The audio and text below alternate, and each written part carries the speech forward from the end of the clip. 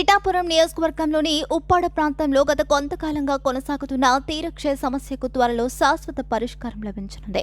గత 5 ఏళ్లలో ప్రతి సంవత్సరం సగటున 1.23 మీటర్ల మేర తీర ప్రాంతం వరిగిపోతూ మొత్తంగా సుమారు 12 మీటర్లు సముద్రంలో కలిసిపోయింది. ఈ తీరక్షయ ప్రభావం స్థానిక గ్రామాలపై, ముఖ్యంగా మత్స్యకారుల నివాసాలపై తీవ్రంగా పడింది.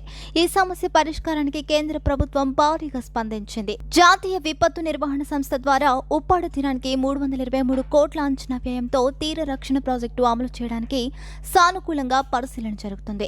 ఇది ఎన్డీఏ ప్రభుత్వ ప్రయత్నాల ఫలితంగా జరుగుతుంది. ఈ ప్రాజెక్టును రాష్ట్ర ప్రభుత్వం ముఖ్యమంత్రి శ్రీ నారా చంద్రబాబు నాయుడు గారు నేతృత్వంలో కేంద్ర హోం వ్యవహారాల మంత్రిత్వ శాఖకు ఎన్డీఎంఏ ద్వారా ప్రతిపాదించింది. మన కొత్తపల్లి, మన ఉప్పాడ తీర ప్రాంతం ఈ 100 సంవత్సరాల్లో 320 ఎకరాలు కోతకు గురైంది. 320 ఎకరాలు ప్రతి సంవత్సరానికి కొంత కోతకు గురవుతూ ఉంది. మన ఉప్పెన సినిమాలో వచ్చిన ఇల్లు కూడా ఈ రోజున కోతకు గురై వెళ్ళిపోయింది.